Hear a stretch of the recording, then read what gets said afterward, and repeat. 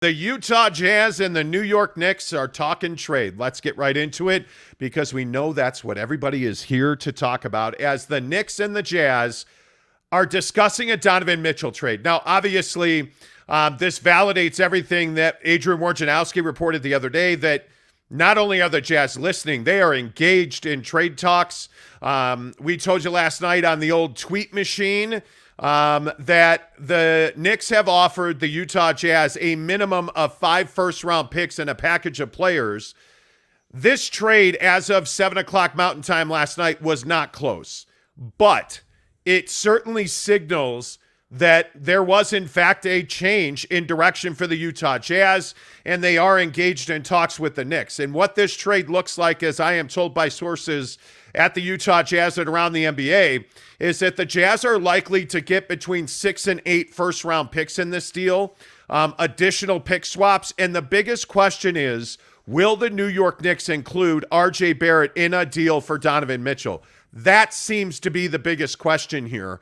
And I don't know if I am the Utah Jazz, and I could be wrong about this, but if I'm the Utah Jazz, I'm not making this deal without R.J. Barrett. It really is that simple. Emmanuel Quickley is a nice player. Don't get me wrong. But, Jake, I think the Utah Jazz cannot make this Donovan Mitchell trade if they do not get R.J. Barrett in return. Yeah, and I think that, not only R.J. Barrett, I think Quentin Grimes got to be in the conversation as well. And I think that this isn't a situation where, a ton of draft capital, like an over-the-top amount of draft capital, is a substitute for contributors now. And I think that what's really interesting is this concept of the Utah Jazz changing directions, because this is, if everything we're hearing is true and they truly are engaged and trying to trade Don to the Knicks and they're really exploring this, this is a change in direction, and this kind of changes things for me as well. Like, I think that, last week, based on everything we were being told and everything that everyone was reporting, the Jazz were a hard no against trading Donovan Mitchell, and now all of a sudden we're sitting here on the show talking about, a deal with the Knicks or a 4-team deal including Brooklyn. Like, there's a lot of possibilities. And so, yeah, I don't think that you can do this deal with the Knicks without R.J. Barrett. But somehow, some way, I think that's what the Knicks are offering. And we know, we have it on pretty good information that the Utah Jazz are not interested in Julius Randle, and I can't blame them for that. I don't know that I'd be interested in Julius Randle. So it's just a really interesting time, and I think if you're a Utah Jazz fan, there's a lot up in the air right now. I will say that I don't think that there's a need to be nervous or anxious about this. I just think when it comes down to it, there's clearly been a shift in the plan. And to me, this signals the identity of a rebuild now, whereas when you weren't open to trading Donovan Mitchell, I would call that a retool. So if you are rebuilding, then I guess the question remains, how long is that rebuild going to be? I hope it's sub 5 years. I hope that, with Danny Ainge and their plan that they've clearly got, that this doesn't take 5 years to get to the NBA Finals. I mean, if you're going to trade Rudy Gobert, Donovan Mitchell, there's a lot of smoke behind the Mike Conley sign and trade situation with Cleveland. If all these things happen, I would just hope that the team you bring to camp is playoff worthy at some point. Yeah, and I think the biggest question here is we talk Utah Jazz basketball here on the Monty Show, and the Jazz and the Knicks are engaged in trades. I think there's no doubt. The biggest question is, what are you going to get in return? And I absolutely think R.J. Barrett has to be there, but I think Quickley and Grimes have to be there as well. And the issue is, it was explained to me last night when considering a Knicks and Jazz trade, is how much are the New York Knicks willing to give up to get Donovan Mitchell? Because the question is it worth it to acquire Donovan Mitchell if you have to give up your 3 best young players? And I would tell you, if I'm the Knicks, it's absolutely not. I'm not giving up R.J. Barrett and Quickley and Grimes and 6 to 8 draft picks to get Donovan Mitchell. And likely Rudy Gay would be going in this trade as well. He's a name that I'm told that would need to be added for his salary, because that's the other thing that you got to remember. The guys that you're talking about in this deal are not well paid. I mean, when you look at the numbers we're talking about, RJ Barrett on his own is only making just short of $11 million. And then when you consider that Cam Reddish, who's another guy, and the players that it was explained to me are RJ Barrett, Cam Reddish, Quickly, Grimes, and perhaps Obi Toppin to make the money work.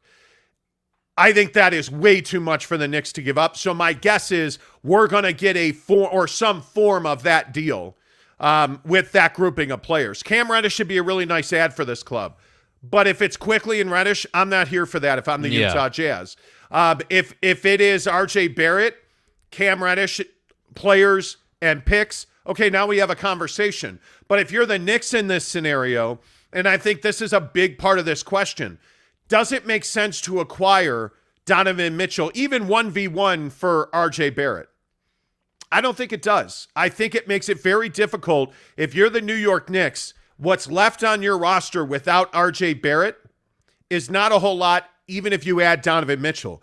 I don't know that they are even comparable players, frankly, but they are a really nice tandem together. You would be acquiring Donovan Mitchell to tag with RJ Barrett if you're the New York Knicks. But if you are the Utah Jazz, what's the value in this deal? And again, Grimes is a guy that's just really unproven. He's very young. He's one year in the league. Remember, this is a guy that left Kansas to go to Houston.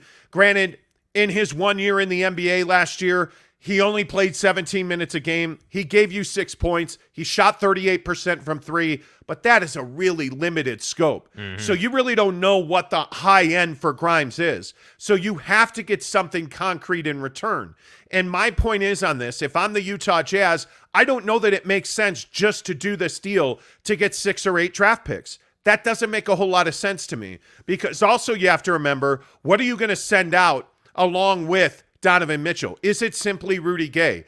It doesn't make sense to include Pat Beverly in this trade. He's making $13 million. And by the way, he's a 1-year deal. He's $13 million 1 year. That is a trade deadline contract if I've ever seen one. So the question has to be asked, what are the New York Knicks going to include, and what are the Utah Jazz willing to accept for Donovan Mitchell and Jake? I think the bar has to be RJ Barrett, and that very well may be a deal breaker. Yeah, I mean, I think, and that's to me, that's the crux of the conversation. Like, if you're Danny Ainge running this thing for the Utah Jazz, like, what is the needle mover? Because all the other residual is always going to be there. Like, the picks are always going to be there. You know, the fringe players are always going to be there. But what truly makes the deal happen?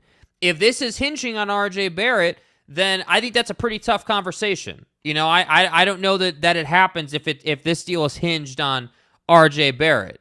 Now, if Danny Ainge somehow is open to no RJ Barrett, but is going to require Quentin Grimes and Emmanuel Quickly plus the picks, okay, then I think there's a good chance this deal gets done. And in my opinion, what I think of this is, if I'm the Knicks, I'm never giving up RJ Barrett. That's just not happening. It's not a conversation. I just can't do it. I'm not doing that. But I think Quickly and Grimes, you know, you have to be willing to part with those guys to get this done. And if I'm the Knicks, I really like the idea, as you were kind of saying, like, you know, Donovan, RJ, and Julius on the block. I think that's definitely a playoff contending big three, if you will, if you want to call it a big three.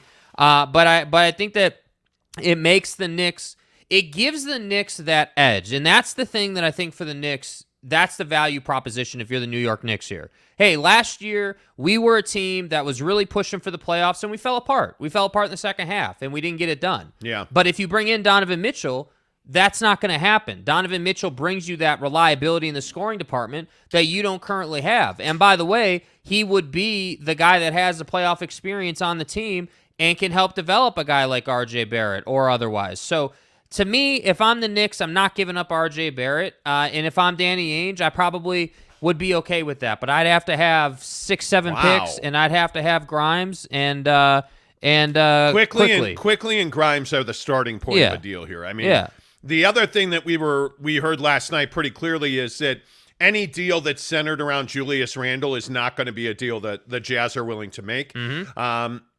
And we told you back at the trade deadline that the Knicks and Jazz were talking, in that the Knicks were calling repeatedly asking for Donovan Mitchell, and the Jazz had turned that down. one of the main reasons I think they probably at that time turned that down is because they weren't ready to make a deal. And I think Julius Randle's a non-starter. I mean, the guy has over $100 million coming to him in the contract he just signed with the Knicks.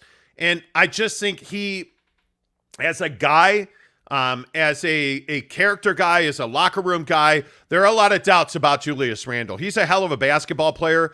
I just don't think this Jazz organization values him at a high level. So, again, I think this really is going to come down to the New York Knicks' willingness to send R.J. Barrett to the Utah Jazz. I think it is going to be that simple. And if I am the Knicks, and again, I was told last night directly, the Knicks are not willing to trade R.J. Barrett to acquire Donovan Mitchell. And I think that's a smart move by the Knicks. But the other thing you got to remember here is the New York Knicks are in a position where they gave up a hell of a lot at the draft. They acquired a hell of a lot at the draft. But this is a roster that is very young and frankly lacks a superstar. Because no matter what you think about R.J. Barrett, I don't think anybody's going to mistake R.J. Barrett as a superstar in this league. Not at this point, not yet. I think R.J. Barrett's a guy that's a very good player. But R.J. Barrett is not a guy that you build a franchise around. And I think that's why you're trying to make a Donovan Mitchell type move where you're adding that kind of salary because you have all this draft capital. And I say this about the Utah Jazz as well. What is all this draft capital worth if you're not going to leverage it? The Knicks are trying to leverage their 11 current picks that they have. They have 11 picks over the next several years. That's leverage. They're trying to make a deal to improve themselves to become relevant. But can they be relevant without R.J. Barrett and with Donovan Mitchell? That's a huge question that Leon Rose and the New York Knicks are going to have to answer.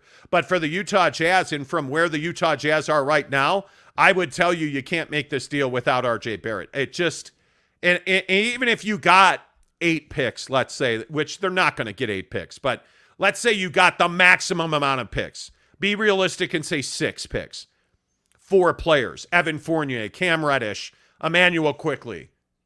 Are you a better team on the floor in the next 3 years without Donovan Mitchell and without R.J. Barrett if you're the Utah Jazz? And Jake, I think the answer is unequivocally no. Yeah, I think with those names and with those names in the current roster, if this deal were to happen, no, you're not better. But I think what sort of piques my interest about this conversation or this side of the conversation is we're talking about Danny Ainge here, right? Like, let's not forget who we're talking about. Danny Ainge has a history of building championship contenders, and I think that the one thing that really sort of makes sense to me is if Danny is going to go this route of trading Donovan Mitchell, which again would be a very strong change in path, but if he decides to go this way and execute a trade with the Knicks, or even if he does the Brooklyn deal with the 4-team deal with Phoenix and Indiana and Brooklyn, either way, my thing just would be, all right, the picks are going to have to be there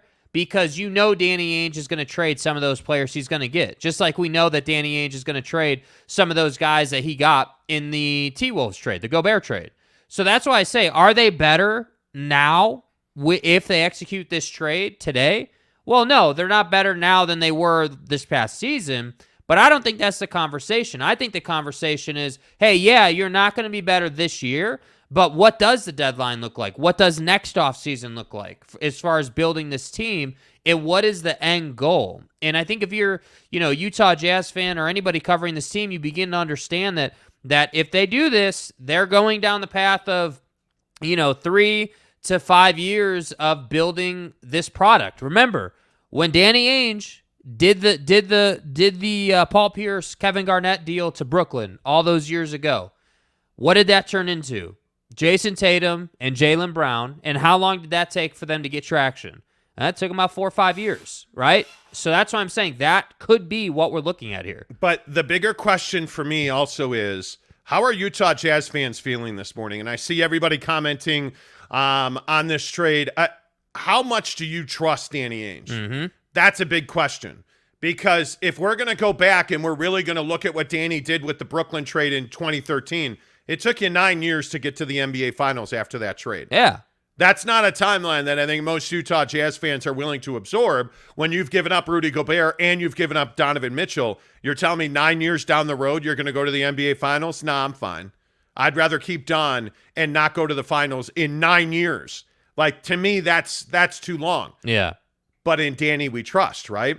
My point is, if you make this trade with the New York Knicks, I think the Utah Jazz go to the NBA Finals sooner than that. You don't trade both Rudy Gobert and Donovan Mitchell to go to the finals in 9 years. Yeah. That just does not make sense if you're the Utah Jazz. And my point on this is Donovan Mitchell will bring you a haul. Danny Ainge is not going to tank this team in the long term, in my opinion. We saw that under Dennis Lindsey and Gail Miller, and I just don't think that that's what this organization is right now. I think the Utah Jazz are looking to compete, and they're looking to compete now. And I think if you make this trade, you are going to have the by far largest amount of draft capital that you've had in the last, decade, and you are going to have the most leverage in the NBA if you make this deal. But I think if you're the Utah Jazz and you're a Utah Jazz fan, I think you should have a high level of concern here, because the question that I think you don't want an answer to, are you tanking? Is that what's happening with the Utah Jazz? If they make a Donovan Mitchell trade and it's 6 picks and it's quickly Grimes and Fournier, and are you tanking? I don't know how you say you're not tanking. Right? Because the free agent market is pretty well dried up. So it's not like you're going to turn around and sign a big-time free agent. Yeah. There aren't a whole lot of trades to be made at this point because Kevin Durant and Kyrie Irving seem to still be holding up the market. DeAndre Ayton knows all too well about that. What are the Utah Jazz really looking to do with the assets they acquire? What are the New York Knicks really looking to do with the assets they acquire in a Donovan Mitchell trade? Because the Knicks are going to send out a whole lot, and they're not going to get a whole lot in return. My guess is you're going to get Donovan Mitchell, and you're going to get one other player. And if you're the Utah Jazz, you're probably getting Evan Fournier in this deal because you need his $18 million salary to make this trade work. But does Evan Fournier make you a competitive team? And my feeling is he does not. Yeah. And then the question has to be asked, okay, well, to make this trade work salary-wise, you probably are not putting Beasley in there. You're probably not putting Pat Beverly in there. So those guys are going to be on your roster, or some of those guys are going to be on your roster. What are you looking to do with the group of players you have? And how many fans are going to buy season tickets? How many fans are going to buy those snappy new uniforms if it's got Fournier instead of Mitchell on the back of it? Yeah. That to me is a huge question. Yeah. That to me is what you have to get the answer to. I don't know what the answer on Donovan Mitchell or the Donovan Mitchell trade is. Yeah, I think it's tough. I think that it's just complex, obviously. I mean, I know that's obvious, but I just think there's a lot of ramifications in these situations. I mean, it's not a stretch to say, like, this is where, legacies and memories are made. Like, 2 years from now, if the Jazz have tanked, the Ryan Smith era won't be probably remembered super positively by the fan base. But 2 years from now, if you make this deal and then you make another deal and you've turned into a championship caliber team, and it turns out you did make the right choice moving on from Don and Rudy, then, great.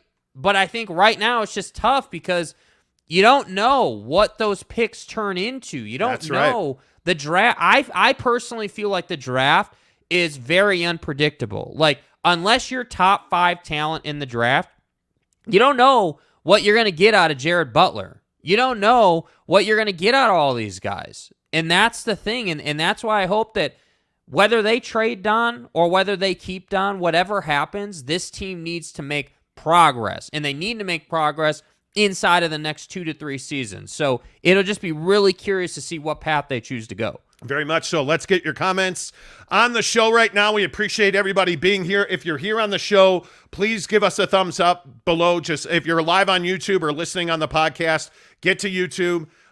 Give us a thumbs up. It really helps the channel grow. Find our YouTube channel every day, The Monty Show, Monty. The Monty Show takes you right to our YouTube channel. Please give us a thumbs up right now if you're here watching the show. J-Rod sends us a $5 tip this morning to get us started. Thank you. J-Rod, thank you.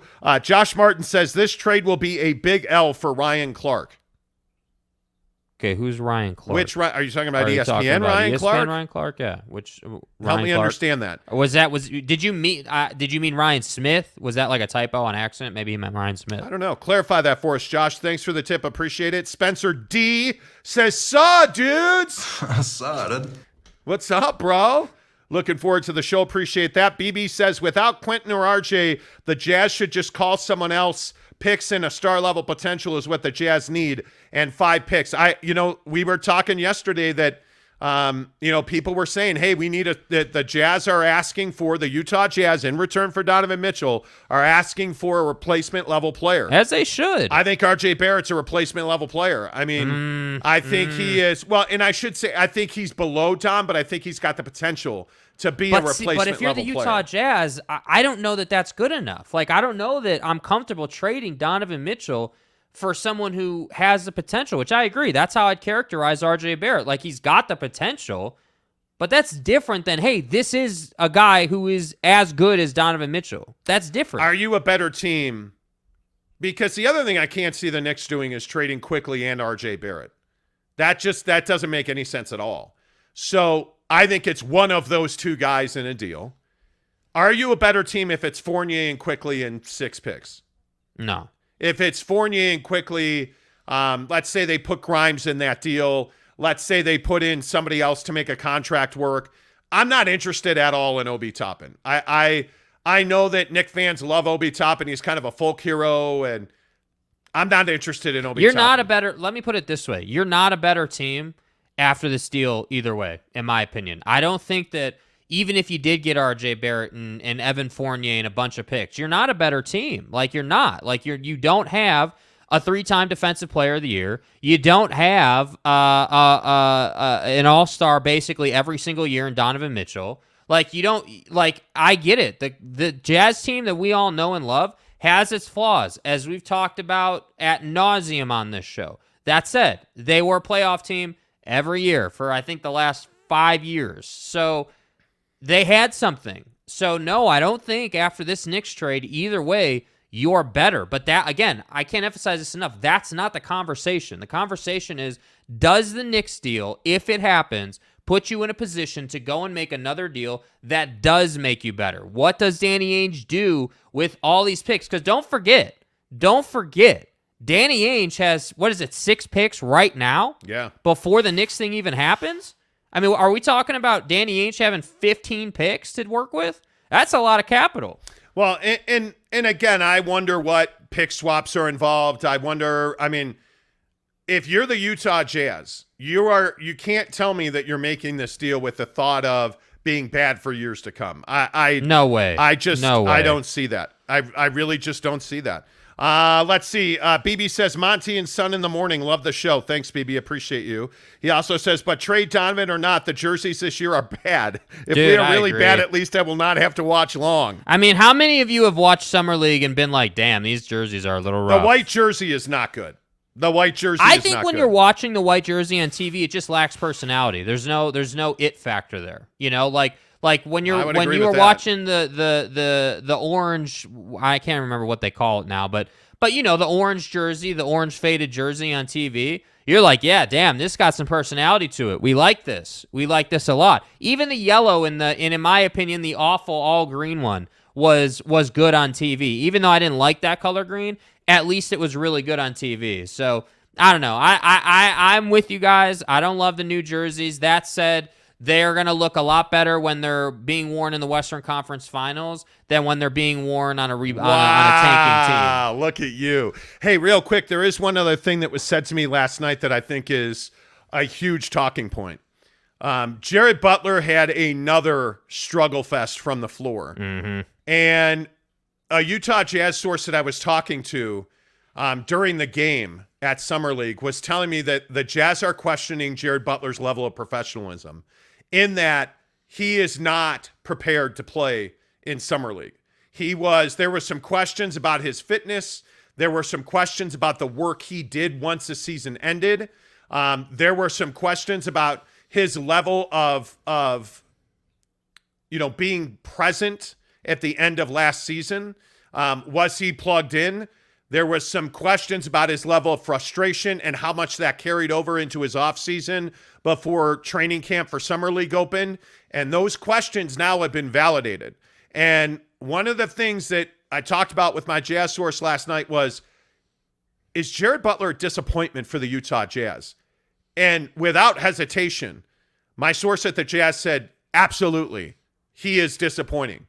Jared Butler is disappointing the Utah Jazz. Jake, do you agree with that? Yeah, I mean, I just think that the tough part is, and this is no excuse, but I think situationally speaking, like, they haven't exactly put, Jared Butler in a great position to do things here. And I think it goes both ways. Like, I agree that Jared Butler has not had a strong showing at Summer League. I think whether you're talking about his fitness level, whether you're talking about decision-making and the willingness to not have to be the guy that takes the shot constantly, like, he needs to understand how to play make. And what's disappointing to me, if I'm the Utah Jazz, is that you're sitting here watching Donovan Mitchell do what he does. Now, not saying Don's perfect, but from a developmental standpoint, you're getting 82 games, probably 60 to 75 games, somewhere in there, to watch Donovan Mitchell on a nightly basis do what he does, and you're not developing from a decision-making standpoint on the floor. You're not developing in a pick-and-roll situation. That's what I think you have to be disappointed about. But I am definitely not going to sit here and say that I'm disappointed in his shot percentage or the skill set portion of the game, because he hasn't had enough reps. That's the issue. Yeah, I'm disappointed in Jared Butler. I think he looked, in my opinion, I'm not going to say out of shape. Jared Butler didn't look like a finely tuned machine. Exactly, and that's a difference. There's a huge difference. It's not like he was Zion Williamson, who was wildly out of shape and not ready to play. Jared Butler just wasn't a finely tuned machine like he should have been. For a guy battling for his spot in the NBA, Jared Butler has been a problem. So as we sit here and we talk about breaking news this morning, the Utah Jazz and the New York Knicks are engaged in Donovan Mitchell trade talks. Sources told us last night at about 7 o'clock Mountain Time that the Knicks had been offering 5 picks and a package of players that included Julius Randle. The Utah Jazz told the New York Knicks, we are not interested in Julius Randle in any way, shape, or form. It'll be interesting to see what this comes to. Now, by the way, I think it's important, and I know a lot of people are asking, like, okay, well, how close is this? These trades tend to not work in a linear timeline. There is no A plus B equals trade done. Mm-hmm. This could happen in 20 seconds from right now, or this could happen in a week, or this could happen not at all. I don't think you're seeing people saying, well, hey, this is close, because you have to put a framework together that works. And Danny Ainge is notoriously difficult to deal with. He is not a guy that's going to acquiesce and give you what you want, and he'll take less. Danny Ainge has a bar set for Donovan Mitchell, and he's not going to lower that bar. Mm-hmm. I think you saw that with all of the picks that he got from Minneapolis with the T-Wolves deal for Rudy Gobert. He got an incredible haul that essentially broke the NBA, right? Yep. So he's not going to lower his bar, and he's not going to take less in return to make a deal for Donovan Mitchell that, frankly, he doesn't have to make that deal. So it's going to be interesting to see if and when this trade happens. My feeling is if Danny Ainge wants to trade Donovan Mitchell to the New York Knicks, he could do that right now. It's just a matter of what Danny wants in return, and I think Danny Ainge has a very high bar. All right, Let's get some of your comments because, again, you guys have been amazing. Neville93, good morning to you, my friend. Rec1 says, as Solish, you can still tell yourselves Don and Rudy will likely be there whenever whatever happens this summer, LOL. Yeah, probably. Let's see. New York Jazz fan, says Donovan will only be changing scenery to a horrible franchise. Owner, just terrible from the top down. Jimmy Dolan's not a good owner. And I've said this repeatedly as well. If you're Donovan Mitchell and you sit up on the podium when the season ended and said, I just want to win, why are you going to the Knicks? Yeah. Why are you going to the Knicks? And by the way, again, I was told last night, Donovan Mitchell is not asked to be traded. Donovan Mitchell has not demanded a trade. He has not talked trade with the Jazz. He has not said, I want to be traded right now. That hasn't happened. So I know for a fact, by the way, that the Jazz and Donovan Mitchell are in contact on this. So it's not like Donovan Mitchell was stunned or caught off guard. Don knows what's going on. I do think, by the way, this gives a little credence and credit where credit is due. I think, either Tony Jones or I want to say Andy Larson at the Tribune said, it's curious that Donovan Mitchell's not at Summer League. Maybe this is why he's not at Summer League. I don't think it's curious. I think Donovan Mitchell understands he's got to be in the lab. He's back from the Bahamas. I think he's in South Florida as we speak. I don't think it's curious, but it does give credence to those wondering why Donovan Mitchell's not at Summer League. Who else is at Summer League for the Jazz? Not nobody that I've seen. Really, nobody of note. I think it's a non-story in my opinion. I think that Donovan Mitchell is working on his game. I think Donovan Mitchell knows that the excuses are over with and he has to be better and he has to get to that next level. And frankly, if you look at all the other guys who are at Summer Leagues for their teams are not engaged in trades and all this stuff. I mean, like Royce O'Neal is an example. He's at Summer League for the Nets, but he knows he's going to be there. He knows he's going to be playing with these guys. Don has no idea who he's going to be playing with. But I think when you talk Summer League, look at Ben Simmons. I think one of the reasons Ben Simmons is at Summer League is he's trying to rehab his image. Yeah. That's why Ben Simmons is there. Yeah. Talking about how his back surgery went great, rehab's gone great, he's ready to rock and roll. He's trying to rehab his image to help if the Nets are trying to trade him. Yeah. So we'll see. I don't know that anything is rock solid that you hear rumor-wise anyways. Cody Strickland said, like I predicted with James Harden last year, that you guys said no to me, that came true, that he will not be good. Who won't be good? Who won't be good? I don't know. That's very convoluted. Donovan will be the same. He'll average 16 to 18 points and will barely make the playoffs on the Knicks. Donovan Mitchell's a 20-point-a-night guy rolling out of bed. And I don't know, like, I guess, Cody, if you're trying to be right, or I don't really know what the argument is. James Harden, I don't think James Harden was bad. James Harden's just not the same James Harden he was. James Harden's not, Houston Rocket James Harden. He's not the guy that beat the Jazz. He's not like Donovan Mitchell hasn't even scratched the surface of his potential. Yeah. I just hope people understand that. And this is what I don't understand about all the people that are rooting for him to be traded. You better watch what you wish for, because my feeling is that's going to happen. And Garcia, good morning to you. Long story short, the Jazz can't get free agents or keep draft picks. Moving to Las Vegas in the next 10 years. Why would the Jazz move to Las Vegas? What on earth are you talking about? Next comment.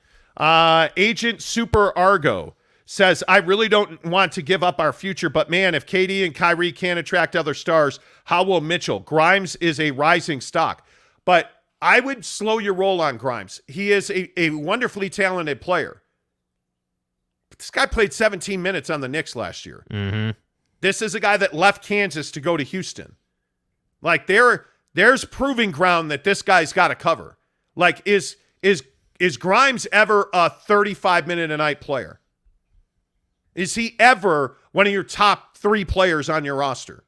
Who's replacing Donovan Mitchell in any of these trades? That's the point. That's the point. D's World of Hoops says Jazz aren't looking for long-term contracts with the salary not matching the value of the player. Exactly Agreed. right. They D's just World, got out of that. Yeah, and I think that's a big part of Julius Randle's situation. They're not looking to pick up $100 million on Julius Randle. Yeah. They're not. I think that's a non-starter. J-Rod says Utah should keep Donovan for an all-star break and get 2 viable trades before the season. Yeah, I mean, at some point you're going to have to do business on Bojan Bogdanovic and Mike Conley. That much is very clear. Agent Super Argo says Grimes could end up being one of the best shooters in the NBA, people. The word is teams want draft picks due to the deep talent available in upcoming drafts. Victor, yeah, I mean, look, VW is a huge name. No doubt about that. But again, you got to be number 1 overall to go and get him. So are we really tearing down an entire organization to go and get him? I just don't think that's true. I really don't. I don't. Let's see. King Key 5 says, I agree, J-Rod. D's World of Hoops says the Knicks are capable of giving 6 to 8 picks. They are.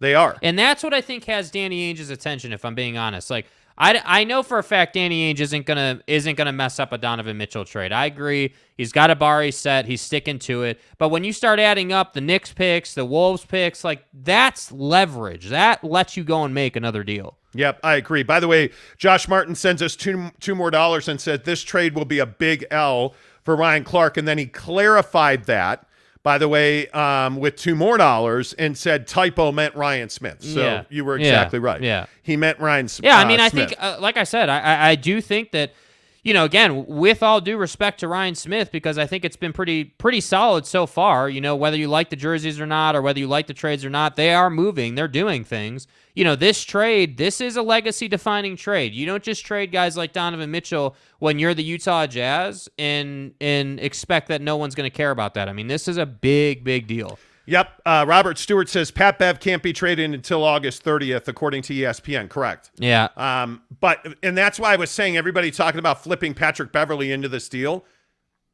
His $13 million doesn't work, and he's a guy that's restricted because of his situation. So it doesn't make sense to include him in that. It doesn't. Roll with Ace says the Jazz are interested in Grimes. I would agree they're interested in Grimes. They should be. But he's not the centerpiece of a trade. He's a guy, I think he's making $2 million. He's a guy that makes a trade work, but he's not a guy that's a centerpiece of a deal. Joseph Chavez says, if you see Obi when he got minutes, you wouldn't be talking bad about Obi. I'm not talking bad about Obi, but he's a guy that doesn't, to me, again, he's no different than Grimes. He puts a trade over the top. He finishes a deal salary-wise. Who is the proven go-get-it guy in this deal if you're the Utah Jazz? RJ Barrett's not a proven go-get-it guy. He can play. He can be on a good team, but he's not Donovan Mitchell. And that's what I struggle with here. That's kind of where that's my biggest hesitation point. Okay, I'm trading Donovan Mitchell, and I'm getting nothing guaranteed in return, essentially. I'm getting a ton of draft capital. I'm getting some contributors at the NBA level, but not Donovan Mitchell level contributor. And I think you have to remember that Donovan Mitchell is a guy that's an all-star. He's a guy that's a 20-point-a-night guy. He's the face of a franchise, bro. He's a guy that you can build a team around. Yeah. Does Danny Ainge believe that? I don't know. There were rumors last week he did not. I haven't heard that. But there are rumors that he is not. Clearly, we missed the boat a little bit here. And I asked my Jazz guys yesterday, I said, hey, why the change? And the answer was the same as it's always been. The change is that the New York Knicks are offering an incredible amount of equity in return for Donovan Mitchell. And if you can get 6 to 8 draft picks and players, you're going to do that deal. And it is what it is, right? I mean, so I don't know. I think you have to have RJ Barrett to make this deal. But I'm not a general manager. There's a reason I do a talk show every day and not run a basketball team. My feeling is Emmanuel Quickley's a really nice player. He's one of Donovan's closest friends in the world. Does it make sense to trade Quickley for Donovan Mitchell if you're the Knicks? I don't know. It doesn't seem like it would. But if I'm not getting Barrett and I'm not getting Quickley, are we even having conversations at this point? No. We're probably not. No. So what I need Quickley. And really, if it's me, I need Quickley and Barrett, and I need 6 draft picks. Yeah. And then we can make a deal. But Obi Toppin doesn't excite me. Yeah. Julius Randle doesn't excite me. Especially Julius. Evan Fournier doesn't excite me. And again, Grimes is a nice player. But is he really a guy that you're like, that's my dude? Yep, that's the guy. No, he's not. And again, same thing with Toppin. They're not bad players. They're role players. They're your 7th or 8th guy. Like Obi Toppin's probably 8, 9, 10. Is Obi Toppin ever a starting 5 in the league or a starting 4? Because he's not really traditional. Not on a championship caliber team. He's not. I don't think. Let's see. D's World of Hoops says you guys are on point with RJ. You doing this for the draft picks and flipping of the assets. Yeah, I would agree with that. But I don't love that concept. That's what I struggle with. That's what I think the conversation is. Not that you're wrong. But Jake, wrong, let's be honest. They're going to be, if they trade Donovan Mitchell for your mom, they're going to be bad. Yeah, and that's my thing. If you're going to be bad, damn, this trade better just be like a gold mine. I mean, I agree with you completely. Like, it better be at least 6 picks, and it better be RJ and Grimes. Like, I think that's like kind of the starting point. And then, if you got to take like an Obi Toppin or like whatever else, to get the deal done, that's fine. But I think the core of this trade, if you're the Utah Jazz, has to be like, it has to be over the top value. And when I think back about, the information we've been getting and the narrative coming out of the team and our sourcing, we have been told for a minute that the Utah Jazz are not actively looking to trade Donovan. Like, they're not going around the league and calling a bunch of teams and seeing what deals are available. But what they have said is if we get a deal that is just so over the top that we would be stupid to turn it down, then we'll do that deal. So with that in mind, what is a deal that you would be stupid not to do as far as the Knicks are concerned? Well, yeah, probably like 6 to 7 picks, RJ and Quentin, and you know, I don't know. I don't know. That's a preference thing from Danny, but I just don't want them to make a deal that ships out Donovan Mitchell and they don't get adequate value back, whatever that looks like. Because I don't want to have to sit here on the show at the trade deadline this coming year and be like, well, you traded Rudy, you traded Donovan, and now we're just sitting here not even being in the play-in tournament waiting for the draft. Yeah. I don't want to be there. No, I don't think you do either. It's just one of those situations where, you know, you're going to have to take a couple of steps back to move forward. And this is why I ask about Jazz fans, what's your appetite for losing right now? And New York Knicks fans are all too familiar with this.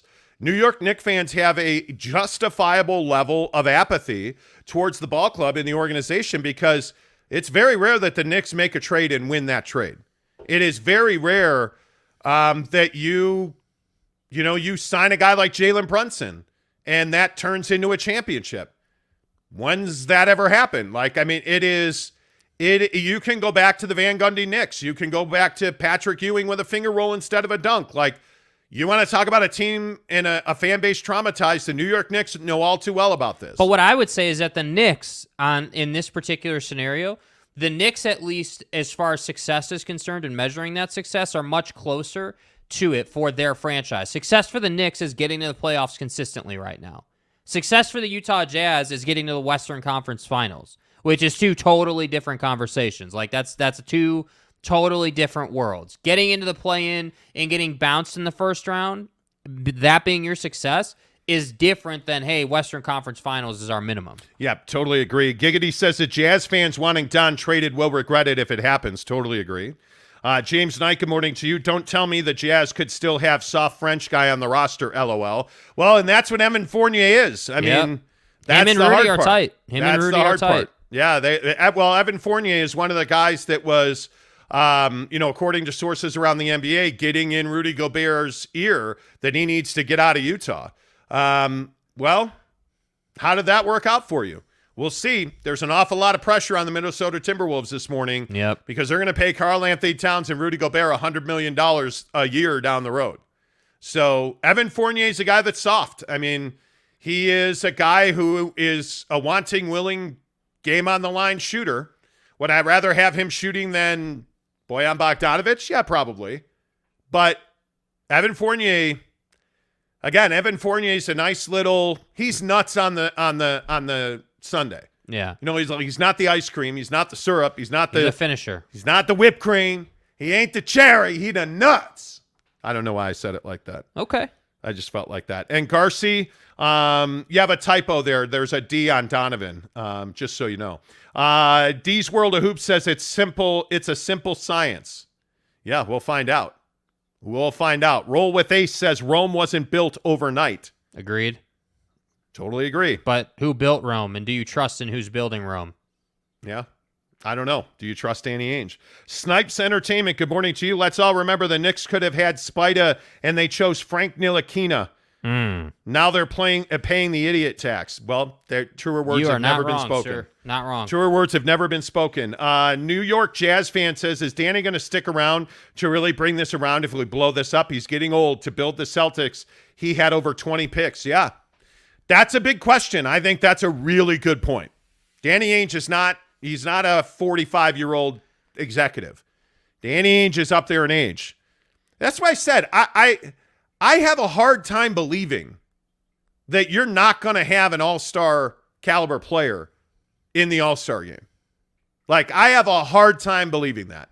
I have a real hard time believing that. So we'll see. By the way, the trade deadline is before the all-star break this year. Keep that in mind. That's a big one. And Garcia says the purple one should have been updated. The uniform? Well, they were behind the curve on the uniforms. I don't think there's any doubt about that. You're right. CB says, love your show, but I feel like you guys are backtracking pretty badly from yesterday's show. I don't think we're backtracking at all. Yeah, what are we backtracking on? I don't think this represents a change. And I spent a lot of my day yesterday trying to get an answer to that question. Yeah. What changed with the Utah Jazz? And, my guy at the Jazz straight up told me nothing changed. This is there's potential to get an incredible offer. And if where we are, if we get an incredible offer for Donovan Mitchell, we have to listen. We have to make the effort. They have to do their due diligence. I don't think that that's very different from a narrative that's been around this team for a month. I mean, I think if you get an over-the-top offer for Don, how do you not listen to that? If you're getting 6 first-round picks for Donovan Mitchell, are you not going to listen? You're not going to listen to that. If it's R.J. Barrett and 6 first-round picks, you're not having the conversation? Come on now.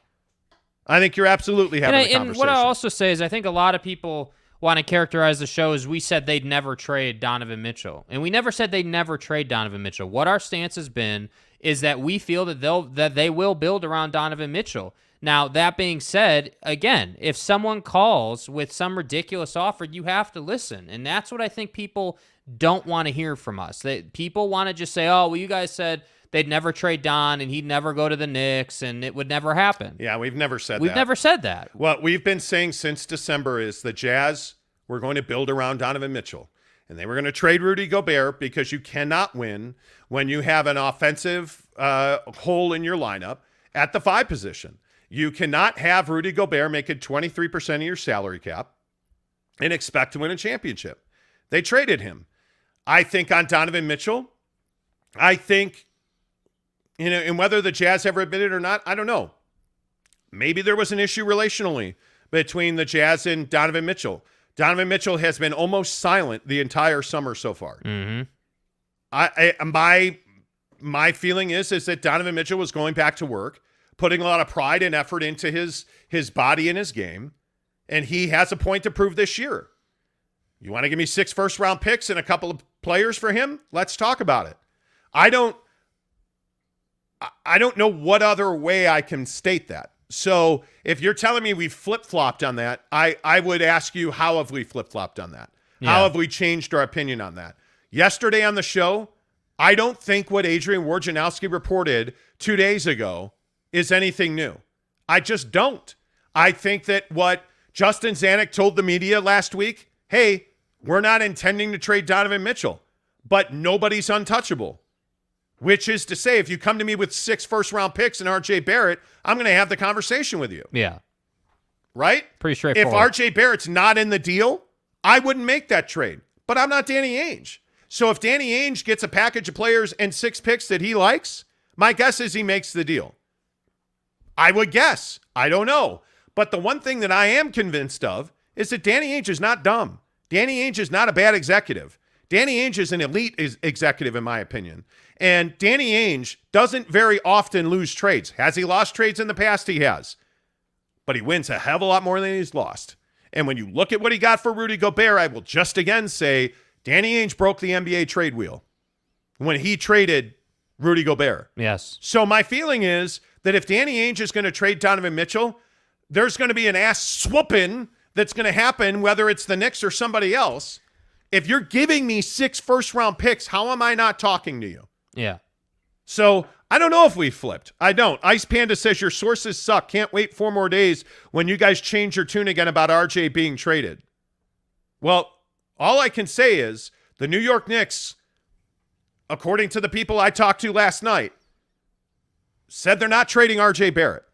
Danny Ainge is, I believe, from what people at the Jazz are telling me, Danny Ainge isn't doing this deal without RJ Barrett. Now, does that mean they throw in 2 more draft picks, a couple of more pick swaps to compensate for not getting RJ Barrett? Maybe. Is that what Danny's ultimately after? Could be. I don't know. I haven't talked to Danny Ainge. And I'll still maintain, you can come in here and say our sources suck or that we don't know what we're talking about, but the track record speaks for itself. Yeah, we'll see. The proof is in the pudding. I'm not going to sit here and talk about my sources all day long. Nobody cares. Nobody cares. All I can tell you is I believe that Danny Ainge is talking to the Knicks, and I think he is going to get a minimum of 6 picks from the Knicks, is my opinion. That's my opinion. I was told yesterday they offered 5. I don't think 5 and Obi Toppin is getting the job done. I don't. So we'll see. D's World of Hoops says, guys got to pay attention. Snipes Entertainment says, at New York Jazz fan, his players are not enough to get quality picks. Donovan Mitchell is enough quality to get picks. There is no doubt about that. Good morning, Mr. E. He says, I collect Jazz jerseys since the 90s. I refuse to buy those craps. Damn. Yeah, and you're a longtime Jazz fan, Mr. E. So, yeah, I do. I value your opinion. J-Rod says you can't have Sexton and Mitchell in the backcourt. Too small. Yeah. I mean, Colin Sexton is interesting. I don't think the Jazz are interested in Colin Sexton. Or seriously, there was a sign-in trade rumor with him. And again, this goes back to Patrick Beverley. People were saying, well, the Jazz would have to buy out Patrick Beverley. Why would you buy him out? Wouldn't you just trade him? When he's got value, wouldn't you hang on to him and flip him? Yeah. I think you would. I absolutely think you would. Asgil says, I'm out on Butler. He ain't it. We'll see. Joseph Chavez says, Knicks already said they are not putting RJ Barrett in any trade talks. Well, there you go. I don't know where that's coming from, or I don't know. Are you saying that Leon Rose said that on the record? I don't know where that comes from. Mike Maple says, if there's no RJ Barrett, this is a non-starter. You don't trade the franchise guy without big in return. Seeing that, I agree with 100%. Yeah, 100%. I don't know how you have to value Donovan Mitchell. You have to. Ice Panda says exactly, no trade without RJ, and the Knicks can keep losing. Well, there you go. We'll see what happens there. Asgil also says Butler was a low-risk move, though, honestly. Yeah, what did they pluck him at 41, I think? I mean, round. And it was a great deal to get into the first round. It really was. We'll see. Let's see. J-Rod says other viable trades Jazz might do before the start of the season. Your opinion? I don't think there's any doubt. And by the way, thank you for the $5 tip, J-Rod. Appreciate it. I don't think there's any doubt they're moving Mike Conley and Bojan Bogdanovic. Before yesterday at 7 o'clock, I'd have told you, based on what I was hearing around the NBA, I would have told you that the Jazz would have far more likely been involved in a 3-teamer with Brooklyn. I think it is not at all a coincidence that the Utah Jazz are being rumored in a deal for Ben Simmons, and all of a sudden Ben Simmons rolls up with his fiance in Las Vegas. Mm-hmm. And he's talking about how he feels great and how he's ready to play and he can't wait to get back on the floor and he can't wait to contribute. I don't think that's an accident. We call that marketing, folks. And I think that Ben Simmons is out on a marketing tour. He did a one-on-one interview. Like, Ben Simmons is trying to rehab his image. And I think he needs to do that because, frankly, most NBA general managers, from what I understand, view Ben Simmons as damaged goods. And how can you not? Yeah. And so if you're the Brooklyn Nets and you are totally tearing it down when you trade Ben Simmons. Now, for me, I will go ahead and tell you again, if I'm the Utah Jazz, I'm not interested in a Donovan Mitchell out, Ben Simmons in scenario. I don't care if it's 100 picks. That deal crushes your team because of what's owed to Ben Simmons. He has an enormous amount of money left on his contract. That doesn't make a whole lot of sense to put yourself back in a max contract situation where you have very little movement. I mean, this is a team that, by the way, just got financial flexibility. Yeah. So you're looking to unwind that watch? I don't think so. And one other thing, by the way, that I think is really interesting as we talk Utah Jazz basketball here on the show. Do you buy into this idea that the Jazz are in financial trouble? I was listening to a national pundit yesterday, and I'm not going to call him out by name or anything, but I was listening to a national NBA analyst yesterday who said that the Jazz are unloading these deals because Ryan Smith is in financial trouble. And that just doesn't make a whole lot of sense to me. Mm-hmm. This is a guy who just bought a minority share at RSL. This is a guy who spent billions on the Jazz. This is a guy who's made billions with Qualtrics. This is not a dumb dude. Yeah. Are you telling me that Ryan Smith is in financial trouble so he's lowering his salaries? That doesn't make a lot of sense to me. This guy also went on to bring up the jerseys and said, well, their jersey rollout has not sold well. Right. Maybe that's true. But your franchise isn't hinged on jersey sales. I mean, come on. Well, but I think it points to a larger overall financial picture in one that says, well, hey, we're not moving merch right now, and people hate the Jazz logo. the new note logo. Right. That's one of the most hated things. So maybe that's part of this. I don't know. I don't buy that. I'm not. I don't buy that. I am not into that. Yeah, I don't buy that. I really am not buying that. But again, that's just my opinion. We'll see. Josh Martin with a $5 tip says Angel will use the Knicks trade offer as a base for other teams' trade offers. Could be. One can only hope, bro. One can only hope. I mean, I just find myself being like, man, like we're gonna trade a Donovan Mitchell level player to try to make other deals. That just doesn't. That just isn't. Maybe I'm wrong. Maybe yeah. And again, as you always say, that's why we're on the show, not running a basketball team. But I just am. It just, to me, logically speaking, doesn't make a lot of sense to trade Donovan Mitchell because you want to get a ton of draft assets and like rebuild the team. I just don't love that concept. I think Don in particular, because of his age and his skill set and where he's going, you can see what he's going to be. Yep. And Garcia says, I'm not understanding why we're questioning if it's a rebuild or not. And Garcia, I'm not going to continue to show your comments if you continue to like misspell words intentionally. Like, we're adults. We actually like spell people's names right. So I'm not going to keep showing your comments. Tanner says, but at least the Knicks have an NBA championship. The Jazz don't. What, from like 1937? Yeah, respectfully, who cares? But yes, that was back in the 70s when they won that title. But if the Jazz won a title in the 70s, but they didn't. Like, I don't think the championship thing matters at all. You're trying to win a championship. You're not trying to go back and win a championship. So this trade with Donovan has to be done well. And that's why I've always maintained I don't think that you can make a deal with the Heat one-on-one. That makes no sense. Like all these people saying, well, Tyler Hero. The Jazz are not interested in a package of players that is centered on Tyler Hero for Donovan Mitchell. They're simply not doing that deal. I think when you look at this Knicks deal, the win is the draft picks. The cherry on top is RJ Barrett. If I'm Danny Ainge, that's where I'm at. And again, I know that everybody says, well, Shams is the one who broke the trade. All right, cool. I don't care. What my guys told me last night was the Jazz want RJ Barrett and they want 6 picks. And the Knicks were not offering that.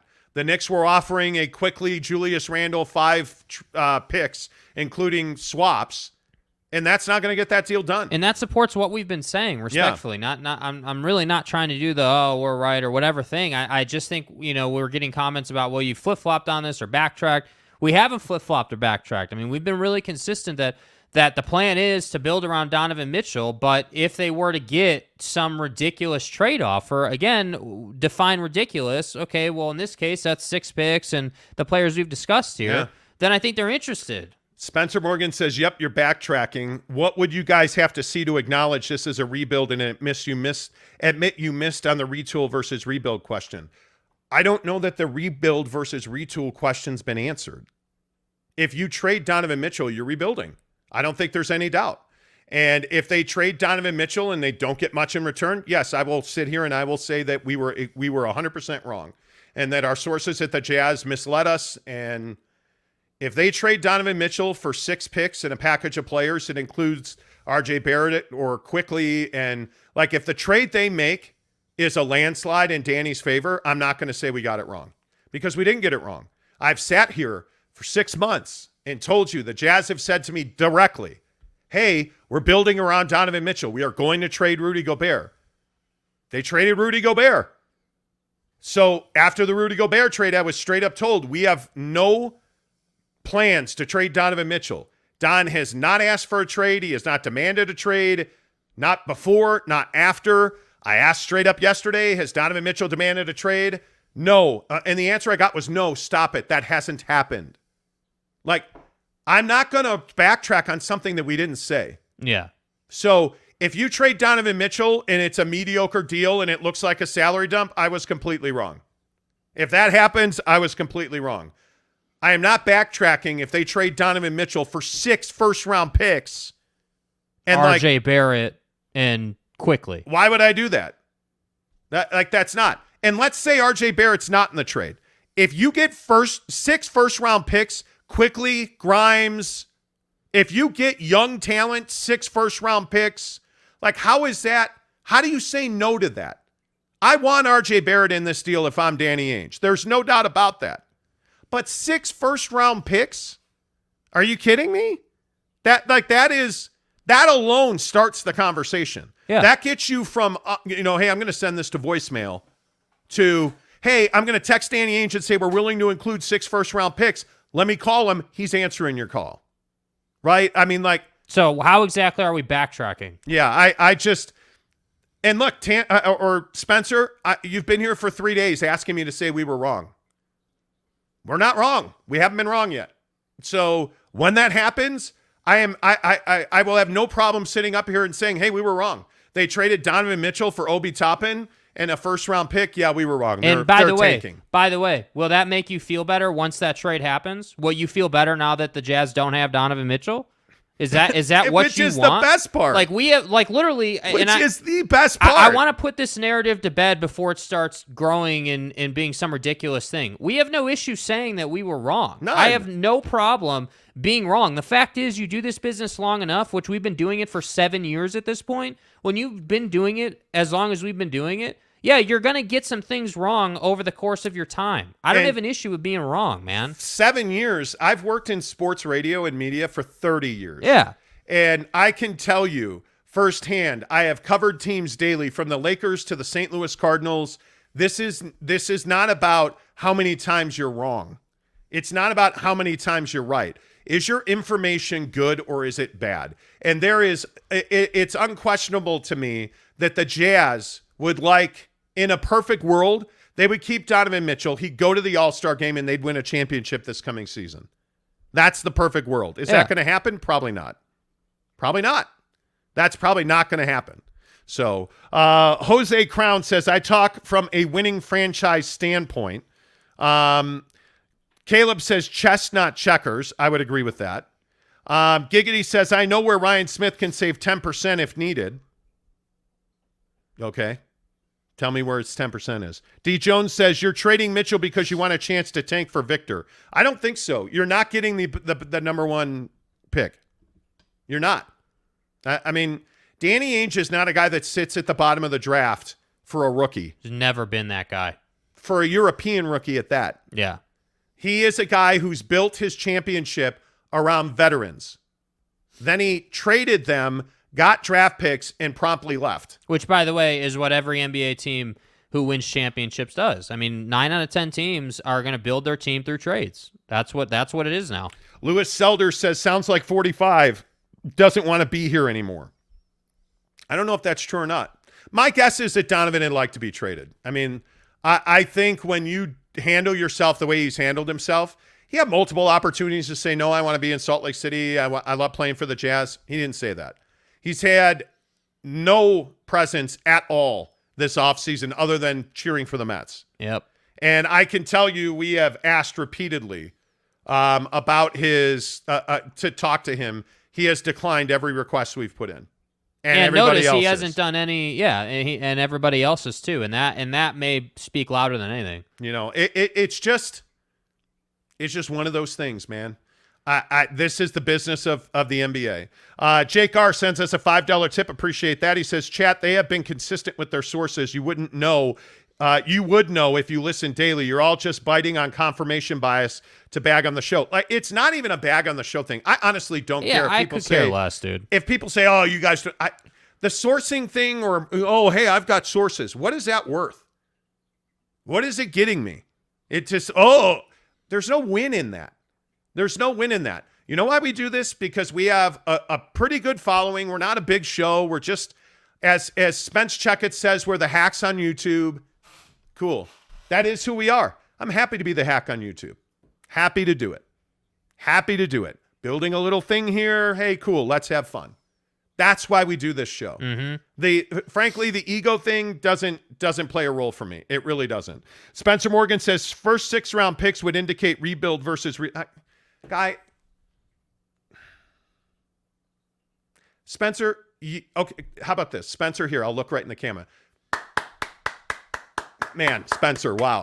Fuck me. Can we get the clapping sound? Yeah, I think congratulations, we have the clapping sound. Congratulations, like, my God. There it is. My God. Yes, sir. Yes, sir. Spencer Morgan, congratulations. Yes. Holy cow. I don't know how we've done this show for 7 years or How I had my career before that. Yeah.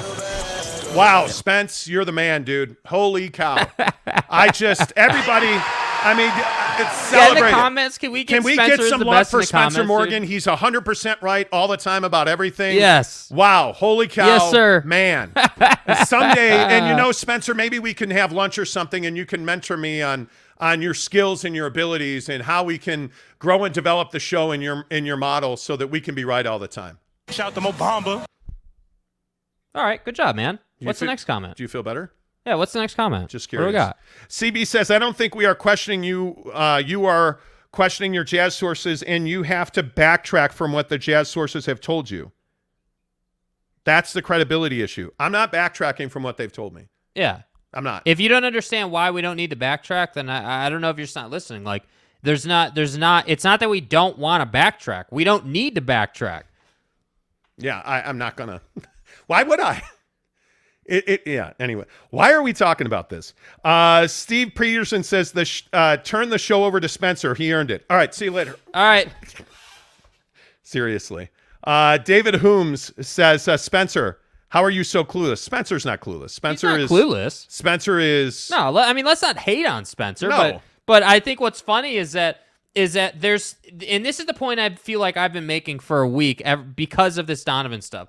There is such a thirst in the Utah Jazz fan base to say, your sources suck, you're wrong, you need to backtrack. I see it all the time. Whether we're talking Andy Larson, Tony Jones, Sarah Todd, our show, Spence Checkett, the guy who calls us a hack constantly. The hacks on no YouTube. matter who you are. It literally doesn't matter. Yeah. It's going to happen. And that's why I say, cool. I mean, if that's what floats your boat, if you want to come in and do that, more power to you, bro. But this isn't personal. Yeah, that's the thing.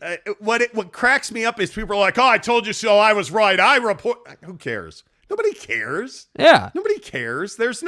Nobody's keeping receipts. Like last night, the best part was like 2 hours. If we're keeping receipts, let's say, like I beat most of the media on this by 2 hours last night. Right. And frankly, we had it at 3:00 in the afternoon. We were just trying to get double confirmation on it. We were trying to verify it. So my guess is we had it by a couple of hours. I tweeted it, I think, at like 7:00. Yeah. And at 9:30, where Mrs. Monty and I are laying in bed replanting the seeds in the garden from the storm. Right. And stuff. And Shams tweeted that, and it was like, I put bullseyes on it, and people are like, what are you talking about? Shams broke the story. Okay, cool. Cool, Pay man. Pay the guy. Yeah, it is what it is. Let's see. Ruggs89 New York says Mitchell greater than Grimes. I would agree with that. Agreed.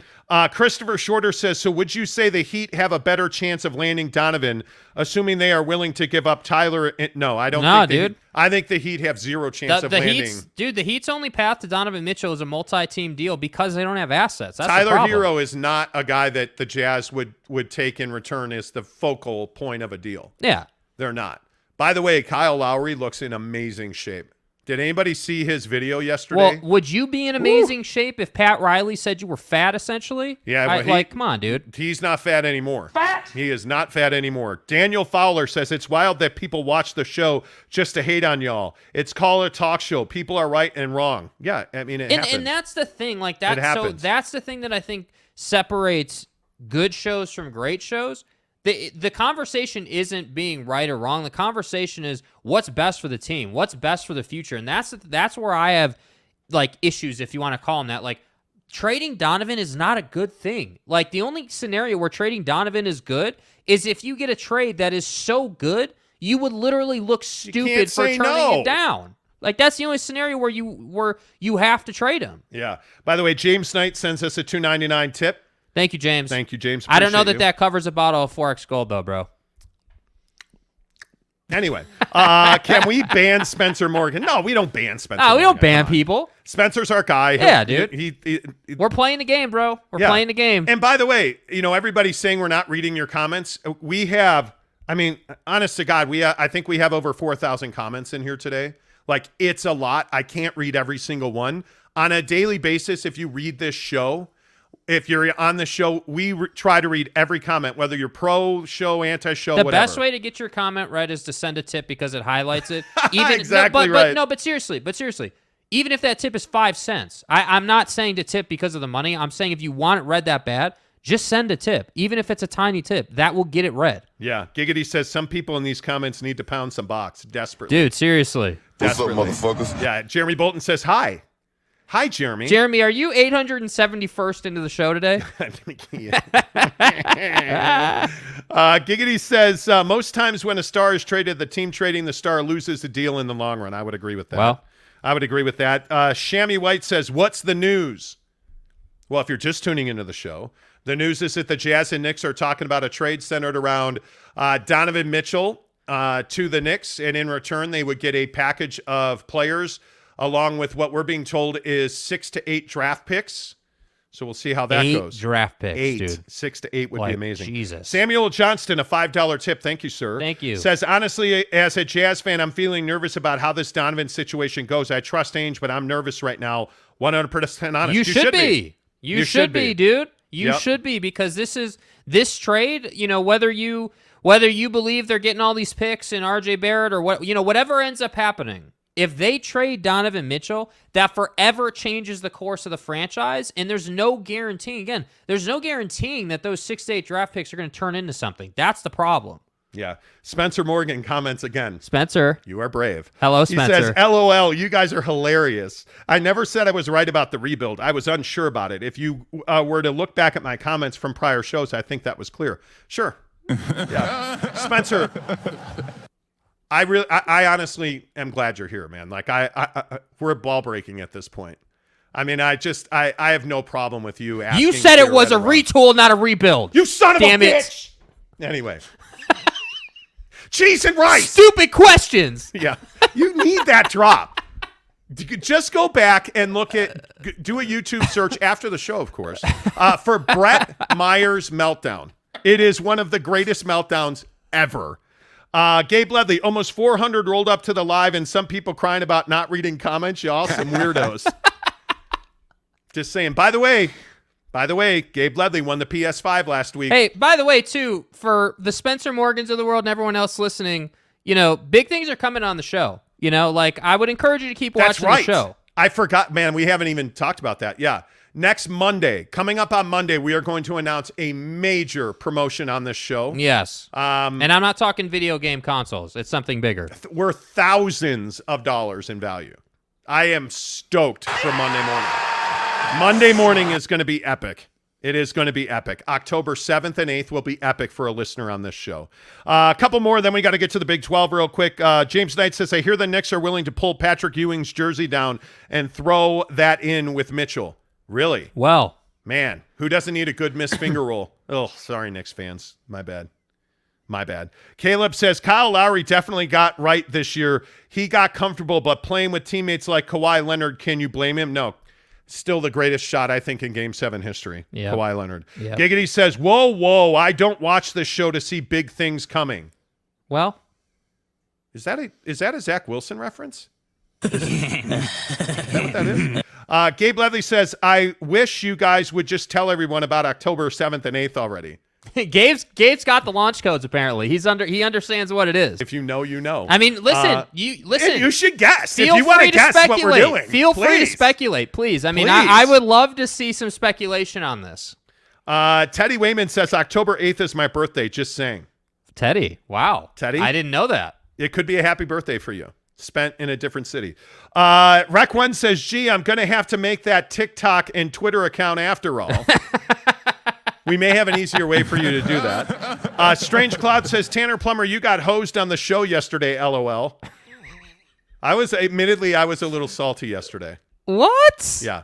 Mark Barrington says, Ainge traded pieces and retooled around Paul Pierce and won a championship. Think he can do the same with Mitchell. Now he has picks back to use for Conley and Bogey, etc. I do think he can do the same. Yeah. I just think it's a matter of is the offer too good not to make a Donovan Mitchell deal? Listen, let me ask you this before we move on, because we do need to move on. But a question that I think will stick throughout, even if the deal gets done, is Danny Ainge trading Donovan Mitchell. Does that mean that Danny didn't believe in Don? Or does that mean that the offer was just too good not to do it? Both. I think both. I think there's real credence. I think there is real credence to that. I think there is. Alex Chacon says Lisa Ann likes Zach Wilson's most recent Insta post. Do I know Lisa Ann? I don't know who that is. I'm sorry. And Garcia says Mitchell ain't no Paul, LMAO. True. October 7th, Fat Jesus says, trading Jake for 7 listeners. Well, damn. That's a lot. Jeremy Bolton says, my speculation is that the new setup will be in a Jack-in-the-Box, everyone wearing a Bulls number 6 jersey, and Grocock making a grand reentry. Is grand reentry a euphemism, or what were you trying to do there, bro? Grocock is a term that you're going to need once you hear what the promotion is. Absolute legend. Yeah, Corey Grocock. That's not the Grococking I was talking about. Just so you can go to Pound Town. I could be wrong.